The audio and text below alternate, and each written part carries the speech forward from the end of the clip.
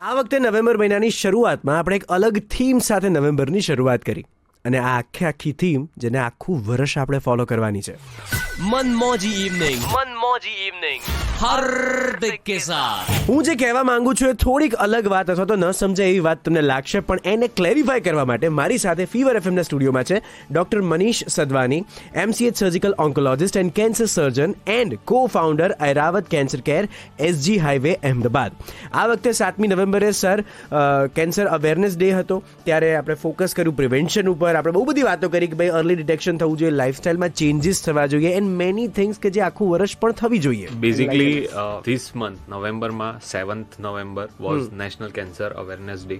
Basically, awareness around cancer has to be spread.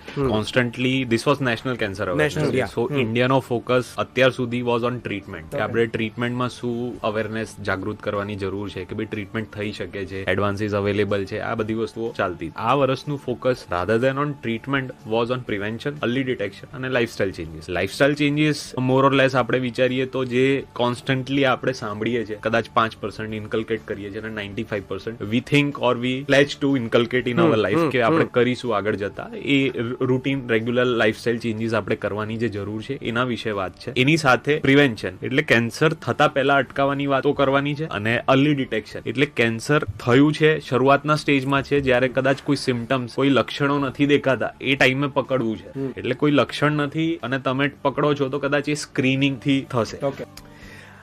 Believe me, this conversion is pretty important અત્યારના સમયમાં, એટલા માટે કેમ કે થોડાક વર્ષો પહેલાં જ્યારે ઘરેથી કાર્ડિયાક અરેસ્ટના આપણને બહુ જ બધા કેસીસ મળતા હતા, એવી જ રીતે કેન્સર, બસ કેન્સર આ શબ્દ આપણને ઘરેથી સાંભળાવવાની શરૂઆત થઈ ચૂકી છે. ત્યારે this conversation plays a pivotal role. Fever 95 FM પર, this is RJ Hardik and we are in conversation with doctor Manish Sadwani, MCH surgical oncologist, cancer surgeon and co founder of Airavat cancer care. Sir, આ ઘરે કેન્સરના જે રોગો આપણને જોવા મળે છે, લોકો કેન્સરની વાતો કરે છે, શું એવી લાઇફસ્ટાઇલ ચેન્જ થઈ છે, શું એવી હેબિટ ચેન્જ થઈ છે કે જેના લીધે we have this amount of cancer patients right now? સૌથી પહેલા આપણે વાત કરીએ કદાચ પ્રિવેન્શનની, તો એઝ અ ગુજરાતની વાત કરીએ અને gender wise mails and female, તો પુરુષોમાં સૌથી વધારે કોમન કેન્સર છે ટોબેકો, અને એનું કારણ છે સ્મોકલેસ ટોબેકો કન્ઝમ્પશન. એના પ્રિવેન્શનમાં આપણે બસ આ હેબિટ છોડવાની જરૂર છે. સેકન્ડલી, ફિમેલ્સમાં મોસ્ટ કોમન કેન્સર છે અત્યારે બ્રેસ્ટ, એની પહેલા હતું સર્વાઇકલ કેન્સર. તો સર્વાઇકલ કેન્સર એટલે ગર્ભાશયના મુખનું કેન્સર. એના પ્રિવેન્શન માટે તો બહુ જ ઇમ્પોર્ટન્ટ વસ્તુ છે, એક વેક્સિન જ ખાલી લેવાની છે. Every female has to take the vaccine. Any age group ધીરે ધીરે ઘટી જાય છે. Right now it is recommended કે 9 થી 12 વર્ષની બાળકીઓમાં at the early teen age we can go for vaccination. એ વેક્સિનેશન થી સર્વાઇકલ કેન્સર પ્રિવેન્ટ થઈ શકે છે. મોસ્ટ કોમન કેન્સરની હું પ્રિવેન્શનમાં વાત નહીં કરું, બટ એના પ્રિવેન્શન માટે લાઇફસ્ટાઇલ ચેન્જીસ થોડા ઘણા જે કરી શકીએ એ છે. મોર ઇમ્પોર્ટન્ટલી, બ્રેસ્ટ કેન્સરમાં સ્ક્રીનિંગ એટલે અર્લી ડિટેક્શન સૌથી વધારે important. What cancer has done કે લાસ્ટ ડિકેડ 10 વર્ષ પહેલા જે દર ઘરમાં એક કાર્ડિયક ડેથ થઈ રહી હતી આપણે સાંભળી રહ્યા હતા, અત્યારની સિચ્યુએશનમાં એ દર ફેમિલીથી કદાચ એક કેન્સર થઈ રહ્યું છે અને આપણે સાંભળી રહ્યા છીએ. So shift has been from cardiac to cancer. So હવે એના ડિટેક્શન માટે શું કરવાનું છે? જ્યારે લક્ષણ આવશે, આપણે તકલીફો થશે અને ચેક કરાવવા જઈશું, તે દરમિયાન સ્ટેજ વધી ગયો હશે. એક ડેટા પ્રમાણે અત્યારે ગુજરાતમાં 50% કેસીસ આપણે એડવાન્સ સ્ટેજમાં, 3-4 સ્ટેજમાં ડિટેક્ટ થઈ રહ્યા છે. તો એ ઘટાડીને આપણે ફર્સ્ટ સ્ટેજમાં, અર્લી સેકન્ડ સ્ટેજમાં જો જાણવું હોય તો લક્ષણો નથી પણ એન્યુઅલ સ્ક્રીનિંગ કરાવીએ. જેમ કે બ્રેસ્ટ માટે 40 વયની ઉંમર પછી દર વર્ષે આપણે મેમોગ્રાફી કરાવવાની જરૂર છે. તો જો એ સ્ક્રીનિંગ કરાવીએ તો જ્યારે બ્રેસ્ટમાં ગાંઠ જેવું ફીલ પણ નથી થતું, એની પહેલા આપણને મેમોગ્રાફીની મદદથી ખબર પડી શકે. અને આપણે તો ગુજરાતી છીએ સર, પાણી પહેલા પાળ બાંધી લેવી, આગ લાગી ત્યારે કૂવો ખોદવા ન જવાય, ને જ્યારે આપણી પાસે તમામ ટેકનોલોજી અવેલેબલ હોય ત્યારે કેમ નહીં કોઈ એવી વસ્તુ હોય કે જેના લીધે આપણે પ્રોપર ક્યોર કરી શકીએ, કેર કરી શકીએ, જેના લીધે આપણને ખબર છે કે આ વસ્તુ કદાચ શક્ય છે આપણામાં.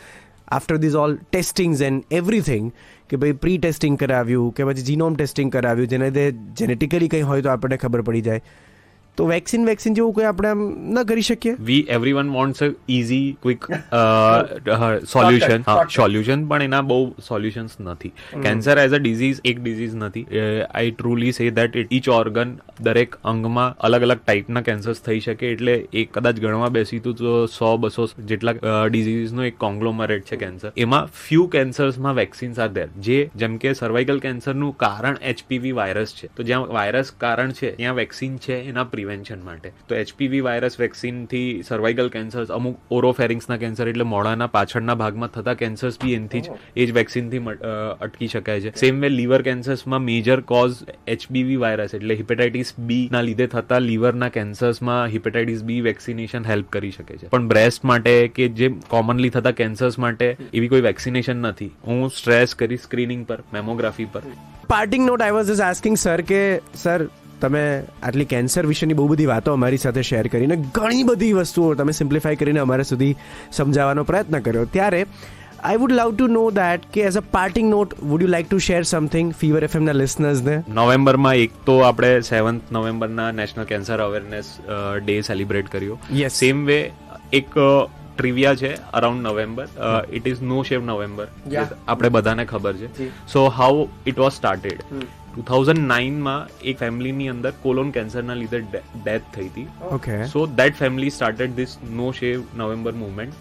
બેઝિકલી તમારે ગ્રૂમ નથી થવાનું, શેવ નથી કરવાનું, and you have to anyone asking you the question about why this, તો you have to spread awareness about cancer કે ભાઈ હું કેન્સર માટે આ કરી રહ્યો છું. So basically people will ask you questions, awareness about cancer, અને જે ગ્રૂમિંગ ને શેવિંગ નહીં કરીને પૈસા બચ્યા છે that you donate for the cancer awareness and treatment. So that way it is going on since last 15-16 years. So that is no shave November for you.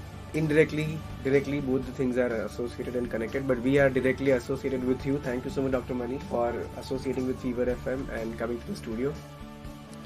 That was Dr. Manish Sadhwani, MCH surgical oncologist, cancer surgeon and co-founder Airavat Cancer Care, SG Highway. As sir mentioned, યોગ્ય સમયે યોગ્ય પ્રકારનું checkup કરાવવું, mammography કરાવી, અને આપણને કેવું છે કે પાણી આવે ત્યારે જ આપણે કૂવો ખોદવા જઈએ અને એ જ આપણી ગુજરાતી કહેવતને કાઉન્ટર કરીએ. But despite of doing that આપણી પાસે ટેકનોલોજી છે, રોબોટ્સ આવી ચૂક્યા છે, AI ઘૂસી ચૂક્યું છે, ત્યારે early detection can help us a lot. આ વસ્તુને પણ સમજવી ખૂબ જરૂરી છે.